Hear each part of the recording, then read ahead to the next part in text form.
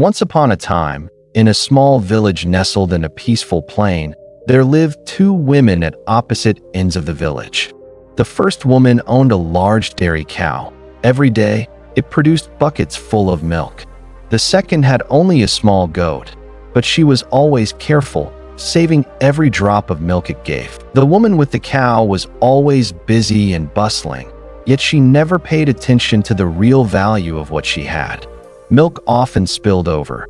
When there was too much to drink, she poured it out for the cats or chickens, never thinking to preserve, process, or store it. She believed she was already rich and would always remain so. In contrast, the woman who raised the goat lived very simply. Every drop of milk she gathered carefully. When she had enough, she made yogurt, then separated the butter and cooked it into ghee, a precious, pure, clarified butter. Gradually, jars of ghee filled up the corner of her kitchen, little by little, unnoticed by others. One day, the cow owner had guests. Some relatives from afar came to visit. She panicked as there was nothing in the house to serve them. She opened her milk jar, and it was empty. At that moment, she remembered the neighbor with the little goat. Embarrassed, she went to knock on her door and shyly asked, "Sister, could I please borrow a little ghee? Just a bit to cook a meal for my guests. I promise to return it later." The goat-raising woman didn't hesitate. She smiled and brought out a full jar of ghee from her kitchen. "It's no problem. Go ahead and use it. Return it whenever you can." That evening's meal went perfectly. Everyone praised the hostess's cooking. But days passed, and the promise to return it was forgotten. The cow owner never brought the ghee back. Perhaps she forgot. Perhaps she thought, "I have a cow. Who needs ghee from a little goat?" One day, the goat-raising woman mustered the courage to ask, "Do you remember the jar of ghee I lent you the other day?" The other blinked, then laughed loudly. "Are you joking? You have only a goat. I have a cow. Why would I borrow ghee from you?" The words cut into the poor woman's heart like a knife. She didn't just lose the ghee. She was now seen as someone who made things up, as someone greedy.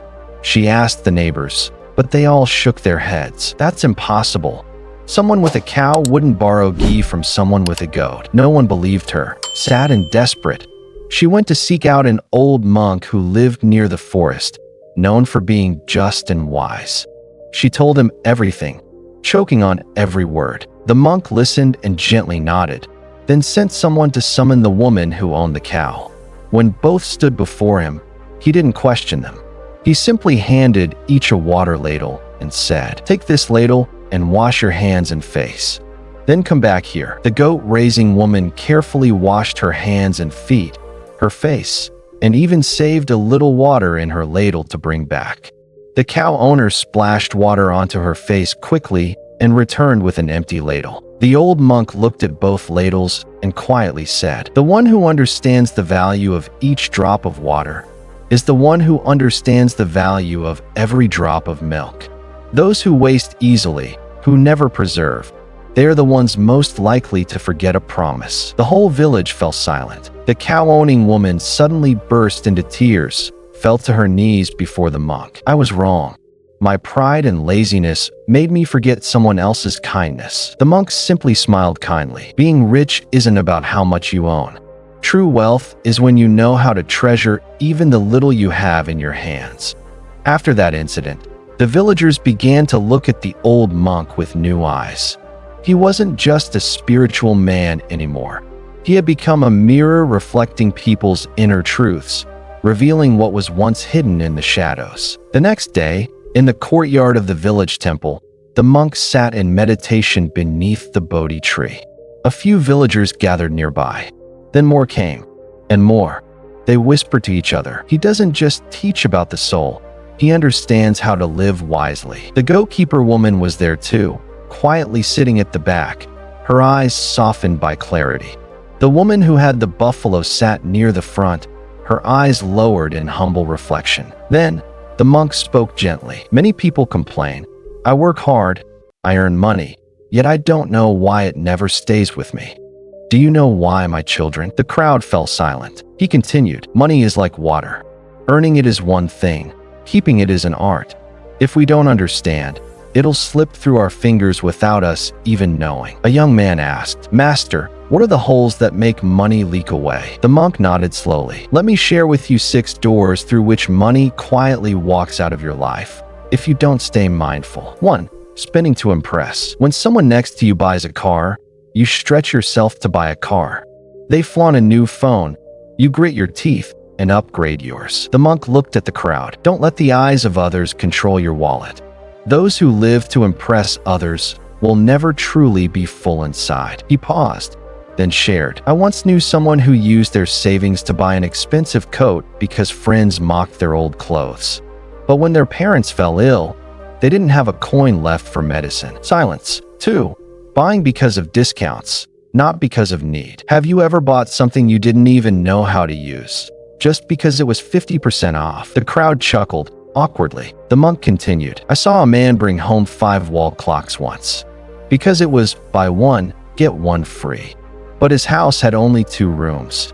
The rest sat forgotten in storage, eaten away by termites." 3. Borrowing money to indulge. Today, many people spend money they haven't yet earned, living on a future that hasn't arrived. He paused. "Remember this. Those who borrow to satisfy false needs eventually become slaves to debt.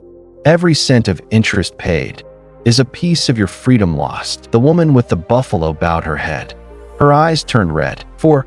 Paying by machine, not by hand. In the past, when we had to take money from our pocket, we felt it. But now, with a swipe of a card or a tap of a phone, it no longer feels like we're losing anything. The monk spoke gently, but firmly. "Try paying in cash once. You'll see. Spending is also a lesson. The easier it is to spend, the harder it is to keep." 5.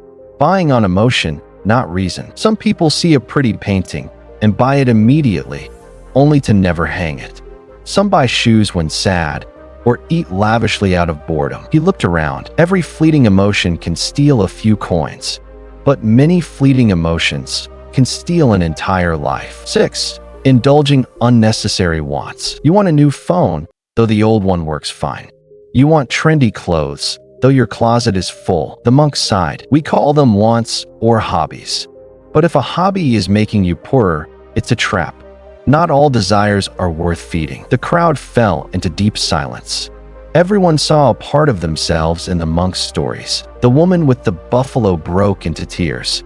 She stepped forward and knelt before him. "I understand now. I thought I had so much, but really, I never knew how to keep anything." He gently lifted her up, speaking softly. "Wealth is not about how much you have. It's about how much you can keep. The more you appreciate what you have, the more life gives you." She nodded, and from that day on, lived more simply and wisely.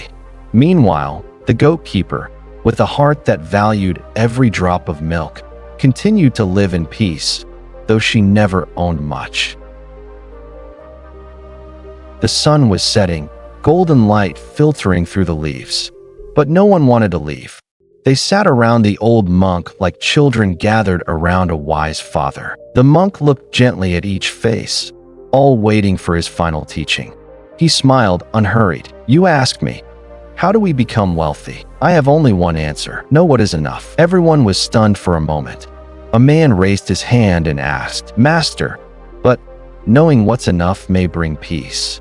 Isn't wealth about having land, money, houses?" The monk nodded slowly and replied, "You think being rich is about having more. I say, being rich is when you no longer feel lacking." And then he told a story, the story of the potter and the king. Once upon a time, there was a king who wanted to find the wisest financial advisor in the kingdom.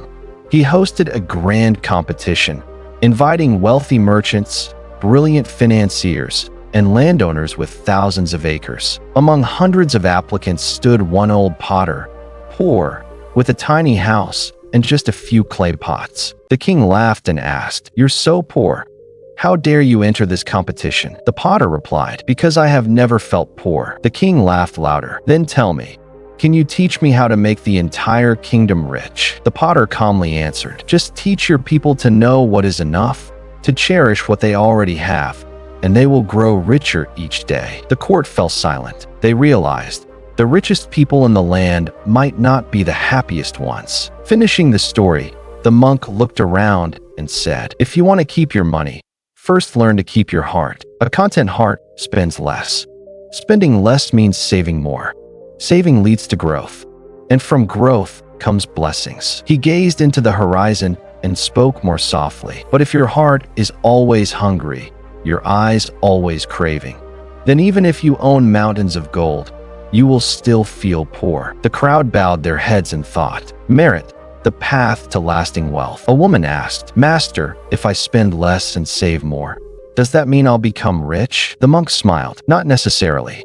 If you hoard money while your greed grows, the money will soon find someone else. Because money is energy, it flows toward gratitude, generosity, and kindness." He added, "If you want lasting wealth, accumulate merit as you do money. Do good, help others, be honest and kind.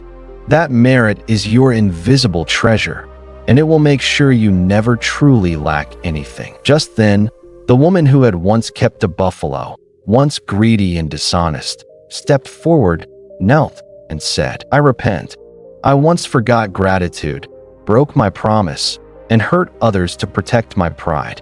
Now I understand. No currency is more valuable than trust." The monk helped her up and said, "You have learned a great lesson. Now pass it on to your children." A young man stood up, "Master, if I have nothing yet, where do I begin to become truly rich?" The monk replied, "Begin with two things. Hold on to every coin you earn, like a person saving rare rainwater during a drought. And don't let your heart chase unnecessary things, like someone walking through a forest who ignores the poisonous fruits along the way." He paused, then gave his final teaching. "You are truly rich when your heart no longer fears lack. And that only happens when your soul feels full." Dusk fell completely. One by one, the villagers left, each carrying something deeply personal. Not gold, not coins, but a quiet conviction that their lives could change, starting from within. In the little temple, the monk sat silently. He knew, among those who walked away, some would truly transform, and that was the greatest wealth a teacher could ever have.